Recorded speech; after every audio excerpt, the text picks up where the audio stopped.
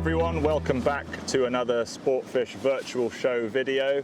For this one, I'm joined by the trout wizard, the legend himself, Mr. Paul Procter. Paul, thanks for coming along. Thank you, Johnny. That was a lovely introduction. Much appreciated. Well, for this one, you find us on the banks of a beautiful freestone river on a lovely day in Cumbria. And when we do our physical sportfish shows, the ones that we've done in the past, Paul's always got a real crowd around him when we do those entomology sessions, and he roots around and looks at what bugs and insects are in the lake there. So we're going to do a bit of that today. We're going to see what we can find, and then maybe even tie up a couple of flies on the bank here to represent them. So Paul, what are we expecting to look for today? Well, it's early spring, Johnny, as you know. It's been quite chilly lately, but the two principal upwing flies we'd expect at this time of year on this river are the iconic March brown and large dark olives, which you and I know as LDOs, yeah, or we abbreviate as fishermen or fisherfolk to LDOs. Obviously, we might see some of the adult form later. Is perhaps fraction bright for that. However, what we can do with the net is have a root about and find some bugs, find the nymphal forms of those, yep, and hopefully some caddis as well, and chances of the large creeper, the large stonefly nymphs, Perlodus, which are very impressive, almost like prehistoric. Yeah, so yeah, let's go and have a look. Excellent. I'm quite excited to do this.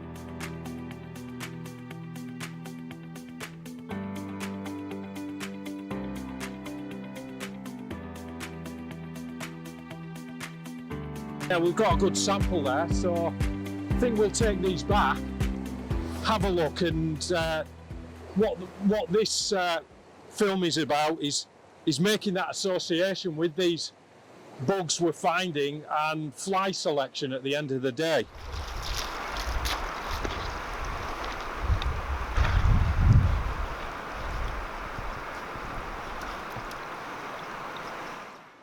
So Paul, we've been rooting around for not even 10 minutes there, and your tray is absolutely alive. It's teeming, isn't it? It's fantastic. So talk us through it, Paul. What have we got in here? Yeah, well, I'm like, I've turned into that little schoolboy again, Johnny. I always do when I do this kind of thing. It is the fabric of fly fishing.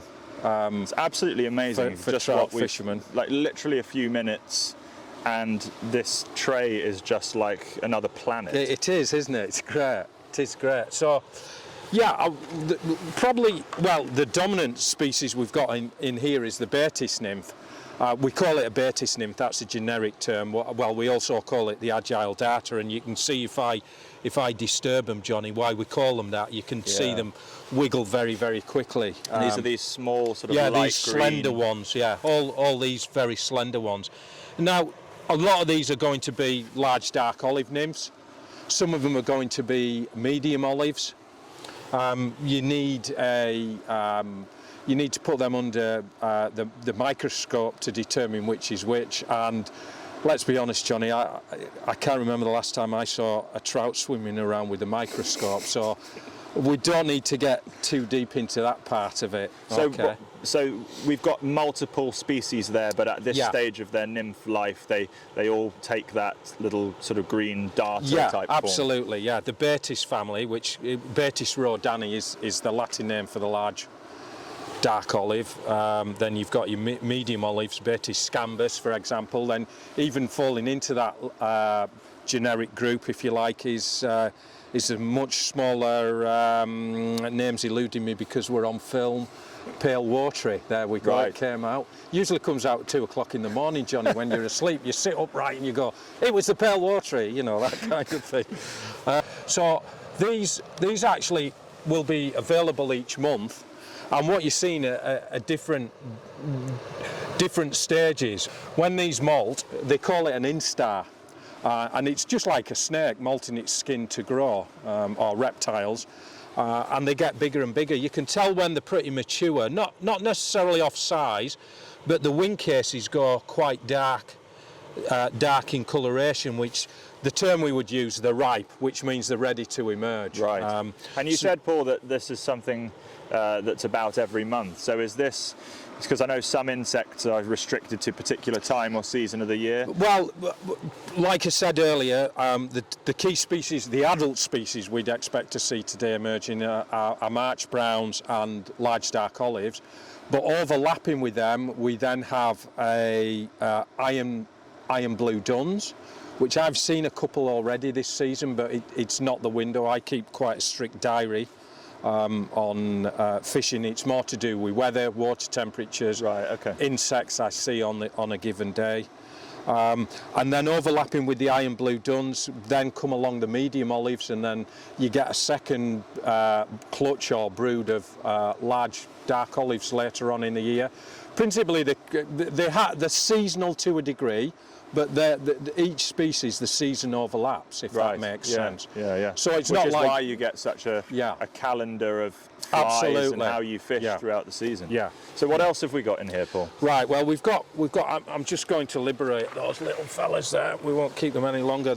Probably the most impressive and quite obvious, and there's one, is this large brook dun, this big fella here, and you can see several.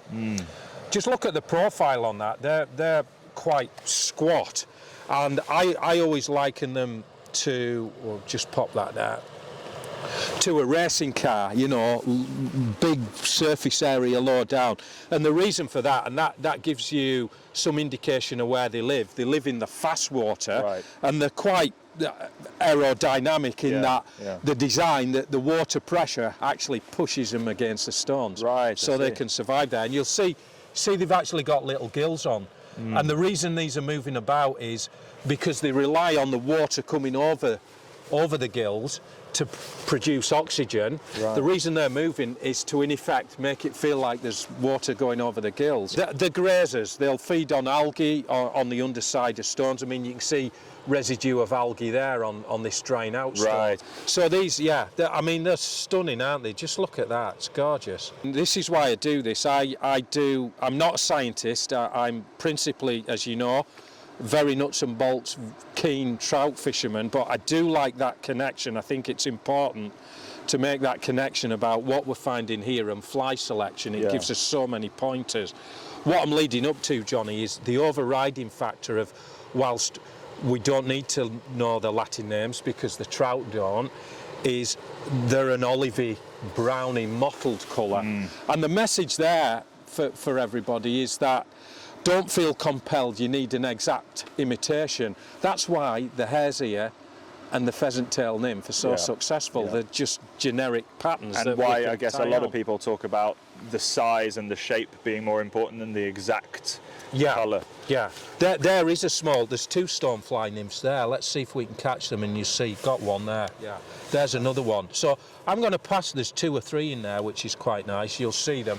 So they're much longer, and again, you'll see 2 sets of wing cases on them, Jonny. Again, this isn't a necessity, this is just for my benefit, because they've still got that same nymphal profile of what we're looking at here, move in a similar way, you know. And the other question, I suppose, is, Paul, you've just mentioned these are clinging onto stones. How the devil do the trout get at them? Yeah, good question. I remember I spoke earlier that this finer gravel it's not as stable, it moves about. So when we get high water, all these stones are rolling about a wee bit, and this is how these bugs get dislodged and come down to the trout. Right, okay, so it's just a natural process with the fluctuating river. Yeah. So that's your, I did spot, not similar to this one, which we'll have a look at, see if I can catch one, the March brown. Well, I'd prefer to refer to it as Rithregina, because the March brown is Rithregina germanica, and its close cousin, the olive upright, Rithregina semicolorata. That was a mouthful. I thought you said you didn't know the Latin. Well, I dabble. There's one of them there. This is almost a crossover. It's almost got that semi-squat appearance of the large brook duns. So this is, what did you say this one was? That is either, again, you need to put that under the microscope, that is the nymphal stage of either a March brown, which are hatching now, or an olive upright. They're closely related, We're expecting the olive uprights in a couple of weeks. We're experiencing, I was on the river yesterday, Johnny, and I know you have, we've had a little bit of conflab. You've been seeing March Browns in your neck of the woods. I think that's what I've been seeing. I'm going to find out if it is today. Yeah. So again, there's one of them Bertis nymphs with the right wing buds there. You'll see the black. Just look how dark the wing buds are. Wow, yeah. So that's pretty much ready to hatch. You would anticipate certainly in the next few days, I would think. And what else have we got in here? I did see some shrimp. These are quite interesting. These are the sort of pupil shucks which you fished out, Eagle-eyed Jonny. That's the actual nymphal shuck of a diurnal caddis, which we know as granum. Very, very prolific. We might see some granum today. We did see some case caddis in here.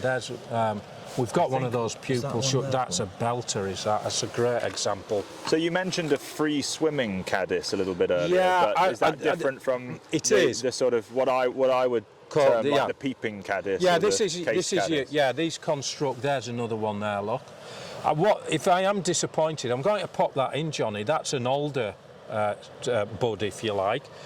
I've often spoon trout that have these have come out, and at a glance it looks like a case caddis, doesn't it? Yeah. So you can see the obvious mistake that fish make.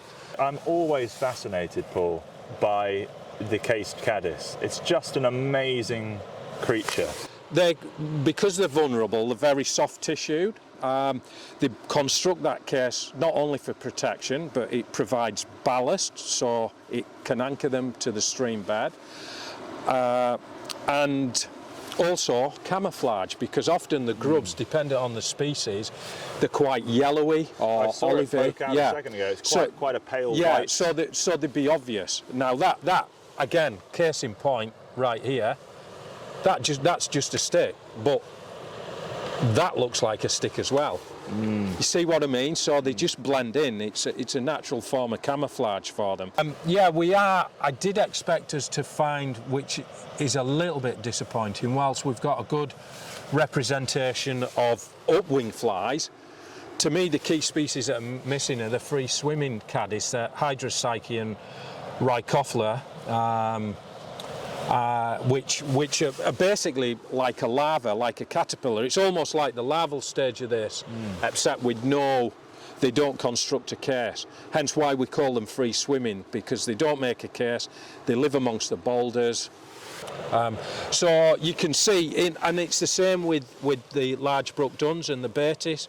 Whilst lots of these aren't immediately ready to hatch, they're in the trout's larder just now. Absolutely. And available to trout to feed on, and grayling for that matter as well. What an amazing variety of insects. So we're going to try and have a bit of a fish later, Paul, and get up on the bank and maybe tie a couple of imitations of some of these flies if we get a bit of a hatch later on. So as you mentioned in the beginning of the video, it's early spring. It's been pretty cold recently, but clearly a lot of life in the river. Yeah, it's encouraging. If you were going to take some of these as inspiration for what you're going to fish later, what are you thinking?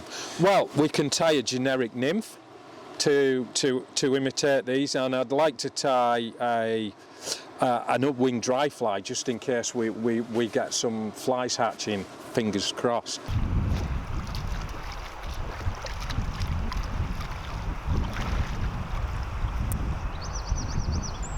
With most of my flies, the generic tie-ins, they're not exact, and this is a take, I call it a pheasantless pheasant tail nymph. I know that sounds a little bit of a contradiction, but to take on a pheasant tail in terms of coloration, but a lot more durable. Not too precious on thread colour here. You see I've got a little travel vise I tend to take with me wherever I go. It is a wee bit wobbly, so bear with me, folks. Catch on the thread behind the eye, just come forward. That bee's a little bit larger, you can see there. Now rather than build up thread, what I like to do and increase the weight of the fly is actually train some lead up into the back of the bead there, 2 or 3 turns, fret that off, slide in another section, and this helps hold the bead in situ, but also, as I said, provides extra weight to the nymph, especially on smaller patterns where you haven't got the luxury of a larger bead. So we'll just taper that down, fret that wire off like that. Take a moment or two just to build up a little bit of a taper. Obviously we'll have a thorax on there, and instantly you can see straight away. I'll just flatten that thread off. I'm using the wax thread. I like this claret colour, it just complements the dubbing, and essentially along with the pheasant tail sort of coloration. We're on a curved hook here, but I don't come all the way around the bend, it's just a wee way, just for a slight curved profile. Again, often you'll see the nymphs, they've got this sort of fetal posture to them. We know the naturals have 3 tails, so I'm not going to overkill here. I've got approximately 8 fibres of organza for the tail. Catch those in. I'm just working back now, you can see. Flatten that thread off once more. On top of the shank. We can leave the tail fibres long at this stage because we can cut them off later to length. Come back up just in open turns, catch some. This is the Semperfli 0.2mm copper wire. Again, I'm not adverse to using different colours here. They do a lovely March brown shade which fits really well with these flies. Just catching my wire there. All this, you can see this to-ing and fro-ing just helps to the taper of the fly. Hopefully you can see that. Park our wire there. Got some superfine dubbing here, and it's the marginata one, appropriately named the Semperfli marginata dubbing. Just need a small amount, although it's dry fly dubbing, because we're compacting it and obviously we've got so much weight in here now. It will still sink quite readily. Just a nice thin profile. I think one of the mistakes a lot of people, especially beginners, make with initially with dubbing is just piling the dubbing onto the or the fur onto the silk, and they've got no control. Where you want to create a tapered body, it's much better with a fine profile, and then you can backtrack. Just resting my fingers on this vice here because it's got a tendency, it wants to dance about. It is a travel vice, like I said. Taking my time.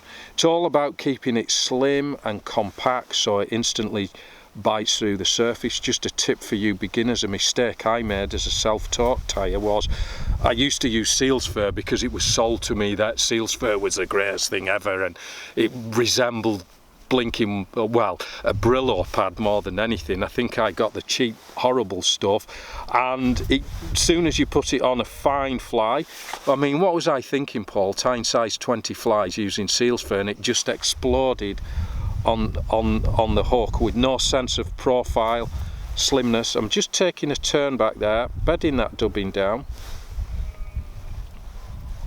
Beauty about these swivel head, you can just check the fly there. All happy with that, come forward and we'll wind our rib. Hopefully this is remaining in relative focus, given this is not quite stable. Take our time, and like I say, I don't get too precious. I think sometimes we, for want of a better term, we can get a little bit too much up our own backsides in terms of fly tying. If we say dress a specific imitation, i.e. let's say we wanted to copy a March brown nymph, then that's all it's going to look like. A generic fly might pass off as a March brown nymph, it might pass off as an olive upright nymph. Very simple and quick. Maintain tension on the thread. Rather than feeding with your scissors and damage the tips, just fret that wire off. Takes up 3 or 4 turns, there we go, and that leaves no sharp edge either. Now what I do, belt and braces, because this is a fishing fly, it's not for show, I knock on a 3-turn or 4-turn whip finish there, just for security. So even if we lose the thorax, I'm not sure if that's maintaining in focus. This vice is dancing about like you, Jonny, at the moment, to be honest. Now we just need, we've got alternatives here. Often I'll put hare's fur on as a thorax. I'm just going to add a little bit of bling. We've got some peacock eye stub here that we'll include. And what I'm actually hoping to achieve here is we'll knock this on and we'll actually incorporate it in the whip finish so we don't get those ugly or bare turns of thread at the head of the fly. Just so glad it's not breezy, Jonny, because if we had that breeze as well, wrestling with this vice as it is like this, it would not be an easy day. So you can see we've still got a little bit of dubbing on there, and to hide the thread, those 3 or 4 thread turns of whip finish, I'm actually going to whip finish there now. Leave those extending there, come up into your whip finish, 1, 2, 3.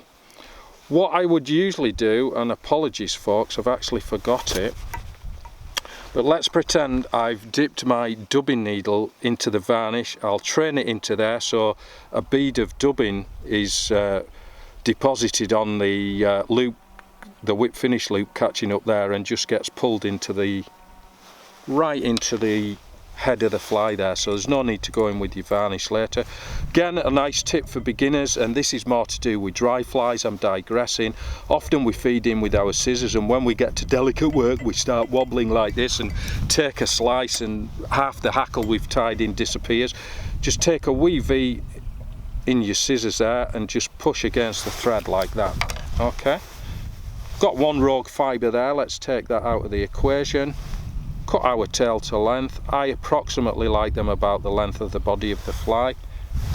Just flare those up and there we go. Very, very simple, very effective.